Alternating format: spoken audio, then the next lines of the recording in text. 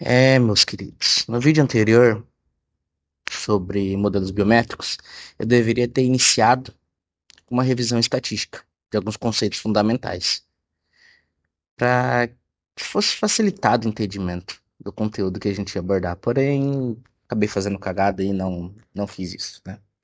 Mas então vamos começar a abordar algumas situações aqui enquanto eu edito o material. Então vamos começar aqui com o experimento ou ensaio. A gente pode definir como sendo um trabalho previamente planejado, conduzido conduzido com base em princípios científicos, com o objetivo de avaliar o comportamento de diferentes tratamentos dentro de um estudo. Posteriormente, vamos definir então o que seria o tratamento, que nada mais é que tudo aquilo cujos efeitos a gente deseja estudar. Ele pode ter natureza genética, química, física ou material. Como, por exemplo, poderíamos citar aí o, o efeito dos estudos de diferentes substratos na cultura da soja. Unidade ou parcela, vamos definir aí como sendo o elemento que recebe o tratamento e da onde a gente vai retirar os dados do experimento. Vamos utilizar aí do exemplo anterior. A unidade experimental seria justamente a planta de soja, quando a gente está fazendo os efeitos dos diferentes substratos na cultura da soja.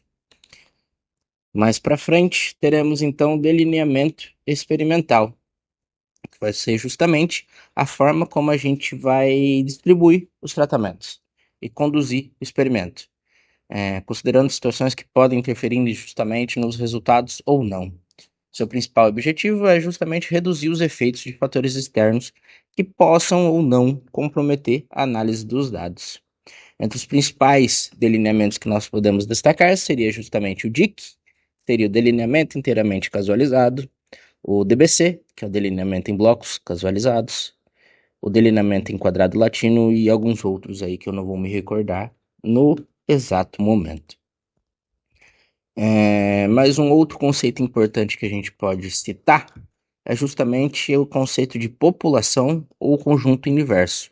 Isso em estatística significa que a população é o conjunto completo de indivíduos ou elementos que possuem as características de interesse do estudo, né?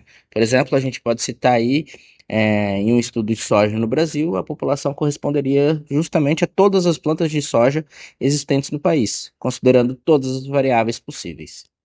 Temos também a amostra, que vai ser justamente um subconjunto do conjunto população, selecionando de forma representativa para que a gente pudesse realizar o estudo. E a partir dos dados obtidos na amostra, a gente vai realizar aí inferências estatísticas sobre o comportamento da população como um todo, né?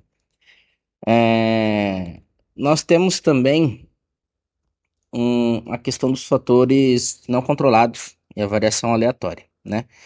Então, em situações que a gente vai realizar um experimento, o pesquisador parte previamente de uma hipótese, né? Que vai ser necessariamente testada. É para isso que serve o experimento. Testar uma hipótese.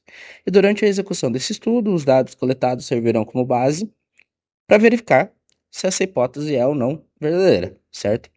Porém, esses dados podem sofrer interferência de fatores não controlados que provocam variações nos resultados do estudo. Essas variações elas podem prejudicar a análise dos dados e comprometer a confiabilidade do experimento. É importante a gente destacar também que fatores não controlados sempre estarão presentes. E muitas das vezes não vai ser possível isolá-los de maneira específica para determinar exatamente a sua influência nos resultados. Tem um livro muito interessante aí que nós podemos citar, que é justamente o livro de experimentação agrícola, né? E segundo esse livro, o conjunto dos efeitos causados por fatores não controlados é justamente denominado como sendo variação do acaso ou variação aleatória. Esse é o motivo que durante o planejamento experimental, o pesquisador ele tem que buscar minimizar o máximo possível essa variação. Chega a ser engraçado falar, né? Minimizar ao máximo possível essa variação. Devendo então controlar todos os fatores que forem possíveis a fim de aumentar a precisão e a confiabilidade dos resultados obtidos. Além dos termos anteriormente citados, há o que chamamos também de medidas de posição, que são valores que podem nos auxiliar nos dados obtidos. Como medidas de posição, quando a gente vai olhar os dados, a gente precisa entender como que eles tendem a se comportar, né? Numa população, as suas características descritivas são chamadas de parâmetros. Essas mesmas características aí, quando analisadas em amostras, a gente vai chamar de estimativa dos parâmetros. Elas podem ser basicamente medidas de posição, ou de tendência central, ou ainda de dispersão, de variação. Normalmente, essas medidas tendem a se acumular próximo de um valor central e ser mais raras quanto mais a gente se distancia desse valor central. Analisar e entender esse comportamento é justamente o que vai dizer se um experimento comprova ou não uma hipótese.